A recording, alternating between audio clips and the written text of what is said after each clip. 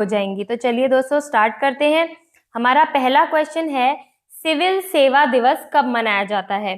तो इसका जो सही आंसर है दोस्तों वो है ऑप्शन सी, 21 अप्रैल को सिविल सेवा दिवस मनाया जाता है।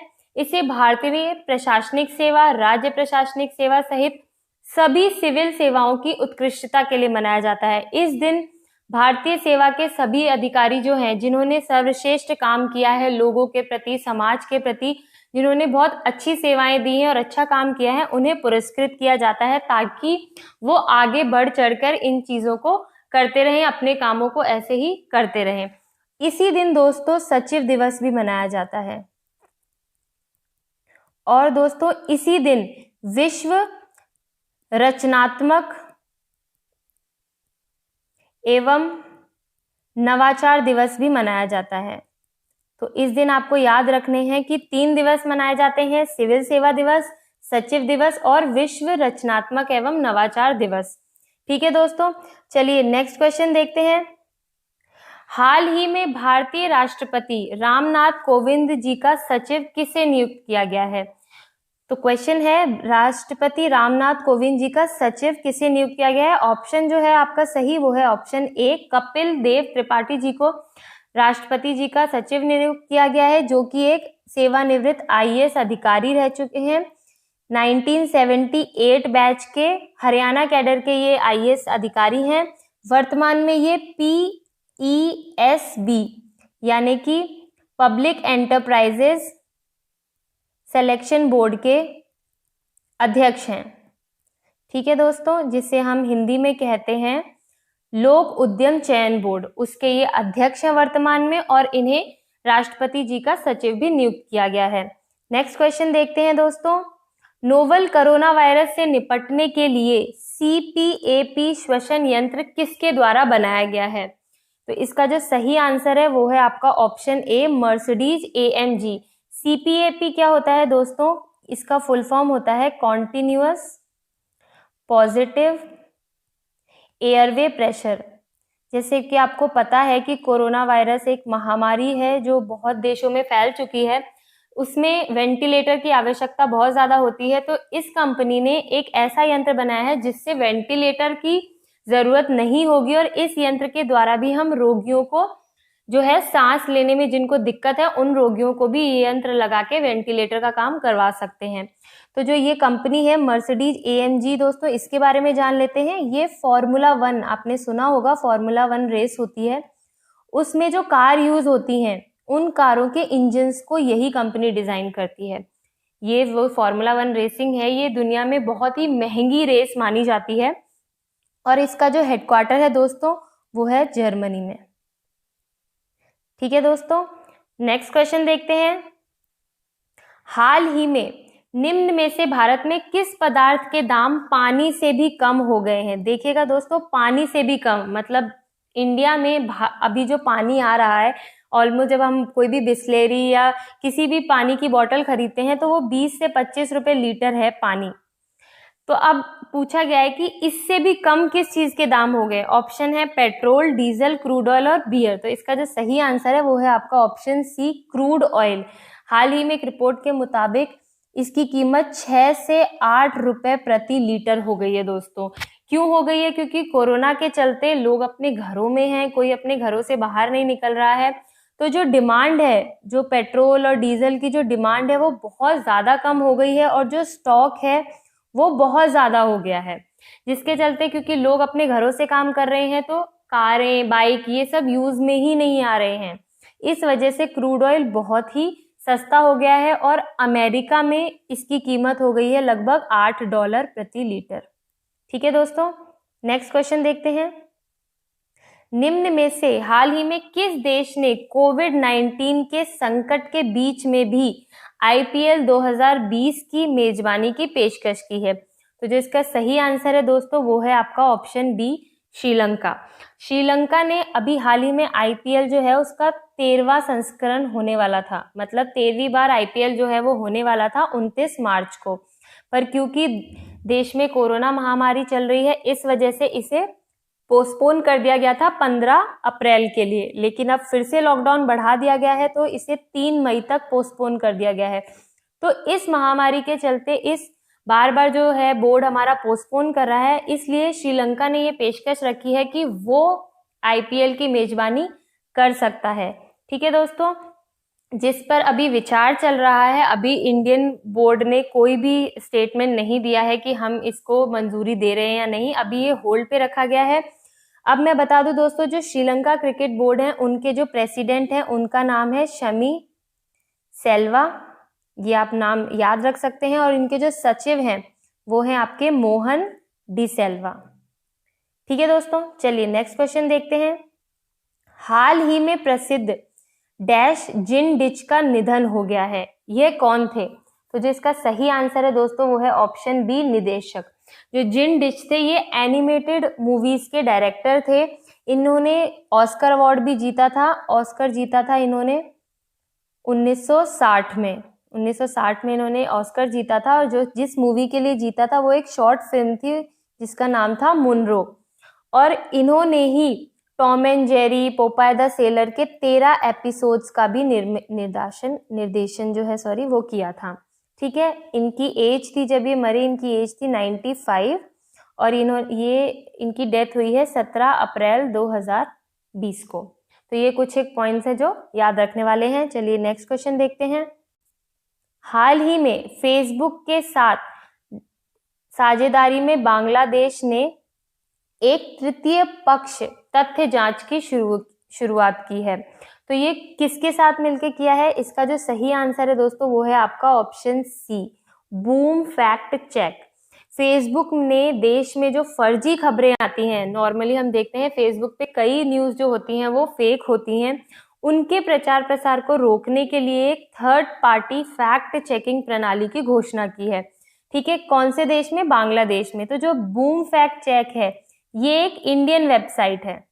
ठीक है दोस्तों, जो अब बांग्लादेश में भी काम करेगी फेसबुक के साथ मिलकर, ताकि लोग गलत अफवाहें, गलत फेक न्यूज ना फैलाएं फेसबुक पे। नेक्स्ट क्वेश्चन देखते हैं दोस्तों। हाल ही में गूगल द्वारा लॉन्च किए गए ब्रेल कीबोर्ड का क्या नाम है? तो जो इसका सही आंसर है वो है ऑप्शन बी, टॉकबैक। टॉकबैक जो है वो ऐसा कीबोर्ड है जिसे दृष्टिहीन जो लोग होते हैं वो यूज कर सकते हैं। ठीक है, दृष्टि बाधित लोगों के लिए उपयोगी होता है। ब्रेल आपको पता है जो ब्रेल लिपि होती है जिसमें उभरे हुए अक्षर होते हैं ताकि जो दृष्टिहीन लोग हैं वो पढ़ सके। तो दोस्तों इसमें कुछ क्वेश्चन याद रखने वाले हैं। ब्रेल डे जो है वो कब मनाया जाता है? वो प्रतिवर्ष 4 जनवरी को ब्रेल डे मनाया जाता है। ठीक है दोस्तों, चलिए नेक्स्ट क्वेश्चन देखते हैं। हाल ही में कोरोना वायरस के खिलाफ एकजुटता दिखाने की वजह से स्विट्जरलैंड ने किस पर्वत पर भारतीय ध्वज दिखाया है?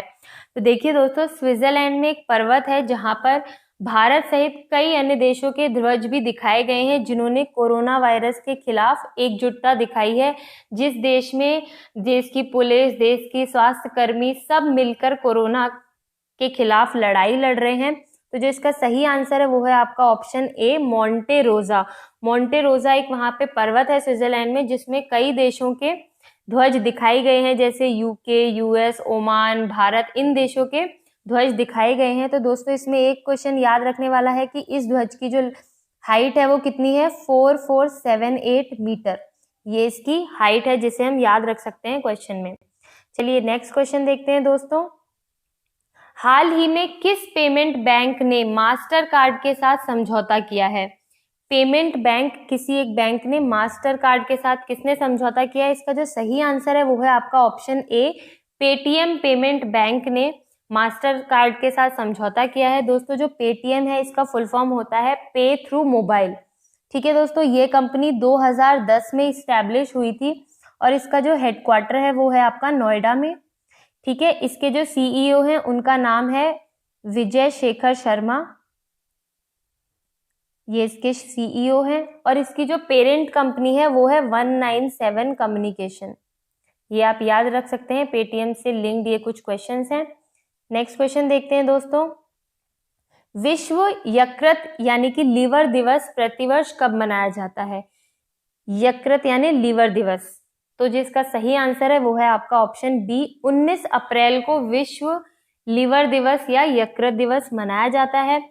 इस दिन क्या होता है कि लीवर से संबंधित जो भी बीमारियां हैं उनकी जागरूकता फैलाने के लिए इस दिन को मनाया जाता है। दोस्तों, मस्तिष्क यानी हमारे जो ब्रेन है उसके बाद लीवर ही शरीर का ऐसा सबसे बड़ा दूसरा अंग है जो बहुत ज्यादा जटिल है, बहुत ज्यादा कॉम्प्लेक्स है, और ये हमारे शरीर के जो पाचन तंत्र है जिसे हम कहते हैं डाइजेस्टिव सिस्टम, इसका भी मेन पार्ट है।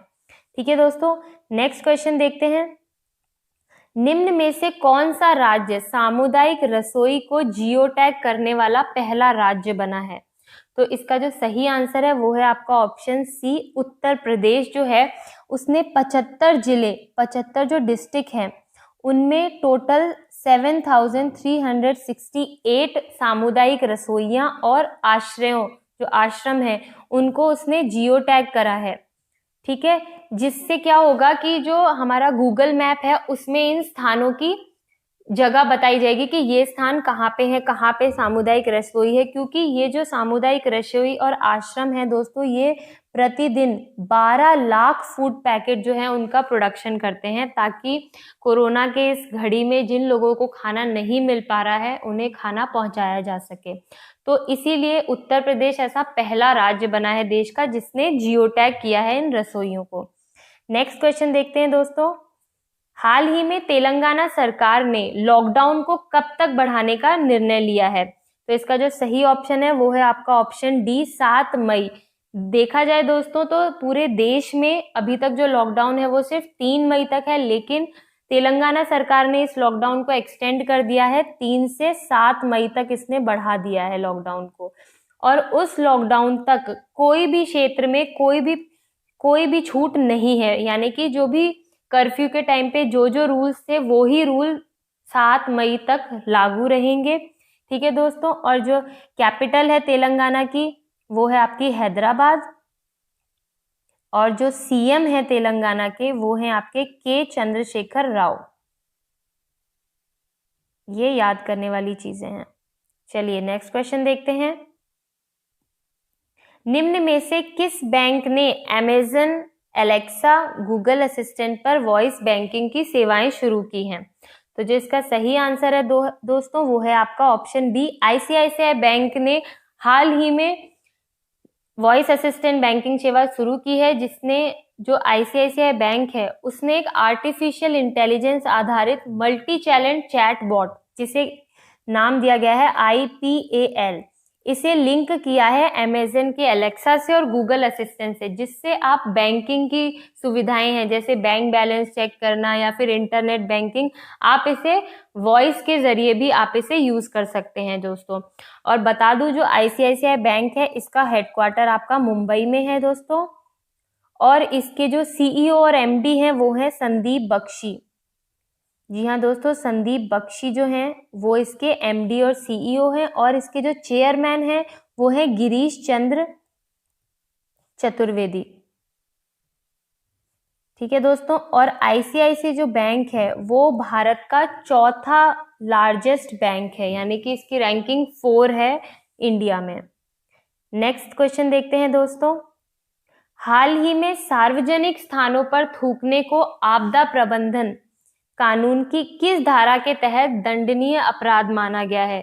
तो इसका जो सही आंसर है दोस्तों वो है आपका ऑप्शन बी, धारा 51B के तहत सार्वजनिक स्थानों पर थूकना बहुत ही दंडनीय अपराध माना गया है, क्योंकि आप सभी को पता है कि अभी कोरोना का संकट छाया हुआ है हर जगह, और कोरोना जो बीमारी है वो कीटाणुओं से फैलती है, वायरस से फैलती है, तो इसीलिए दोस्तों इसको एक दंडनीय अपराध माना गया है। और यदि कोई ऐसा करता है और अगर पकड़ा जाता है तो उसे 1